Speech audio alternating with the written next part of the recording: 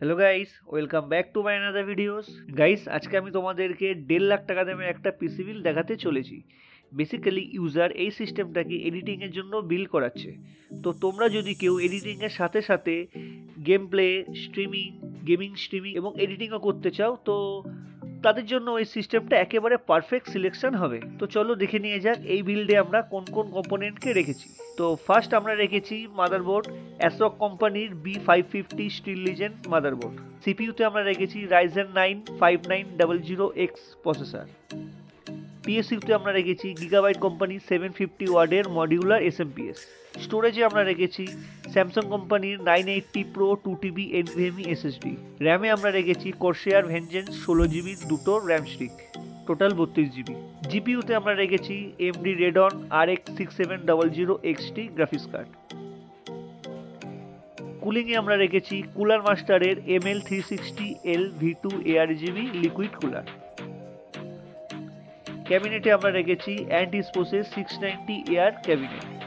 তো এই ক্যাবিনেটে তোমরা ফ্রন্টে 3টে 120mm এর ARGB ফ্যান পেয়ে যাবে, সাথে ফ্রন্টের যে মেশ পাওয়া যাবে যে কোনো সময় খুলে পরিষ্কার করতে পারো। এই ক্যাবিনেটে তোমরা ATX, micro ATX, mini ATX যে কোনো রকমের মাদারবোর্ড অনায়াসে ইনস্টল করতে পারবে। লাস্টে আমরা রেখেছি এতে বেনকিউ এর 32 ইঞ্চি 4K মনিটর। তো চলো আমরা অ্যাসেম্বলটা শুরু করে নিই। ফার্স্টে আমরা মাদারবোর্ডটাকে বের করব। তো গাইস, এটা আমাদের মাদারবোর্ড। তো খুবই সাবধানে আমরা এখানে প্রসেসরটা লাগিয়ে নিয়েছি। এরপরে আমরা এখানে র্যামটাকে ইনস্টল করব। তো অলরেডি আমাদের দুটো র্যাম লাগানো হয়ে গেছে, তোমরা দেখতে পাচ্ছ। এরপরে আমরা ক্যাবিনেটটাকে খুলছি। ক্যাবিনেটের ফার্স্টে আমাদেরকে যে বেস মাদারবোর্ড যেটা বসবে সেই বেসটাকে টাইট করে নিতে হবে। তো বেস টাইট হয়ে গেল। এবার আমরা এর মধ্যে বেসের উপর মাদারবোর্ডটাকে সেট করে নেব। তো এবার আমরা লিকুইড কুলারে 3টে ফ্যান ফার্স্টে সেট করে নেব। তো দেখো এইভাবে আমরা 3টে ফ্যান সেট করে নিলাম। এবার আমরা এই লিকুইড কুলারটাকে ক্যাবিনেটে ইনস্টল করব।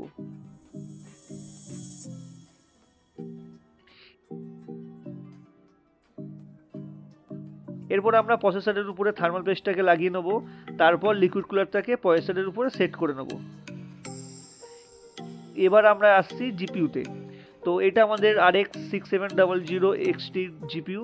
তো গাইস, আমি এখানে তোমাদেরকে RTX 4070 অথবা 4090 গ্রাফিক্স কার্ড রেকমেন্ড করব। কাস্টমারের কাছে অলরেডি এই জিপিইউটা ছিল, তার জন্য আমি জিপিইউটা চেঞ্জ করাইনি। তো তোমরা যারা নতুন কোনো পিসি বিল করতে চাইছো, তোমরা RTX 40 সিরিজের সাথেই যেও। এটা হচ্ছে গিগাবাইটের 750 ওয়াটের এসএমপিএস। এই এসএমপিএসের সবথেকে ভালো বৈশিষ্ট্য হলো আমাদের প্রয়োজন অনুযায়ী আমরা এতে পাওয়ারের কেবলগুলো অ্যাটাচ করতে পারবো। তো গাইস, তোমরা দেখতেই পাচ্ছ আমাদের অ্যাসেম্বল কমপ্লিট হয়ে গেছে। তো লুকিংটা দেখো, জাস্ট অসাম।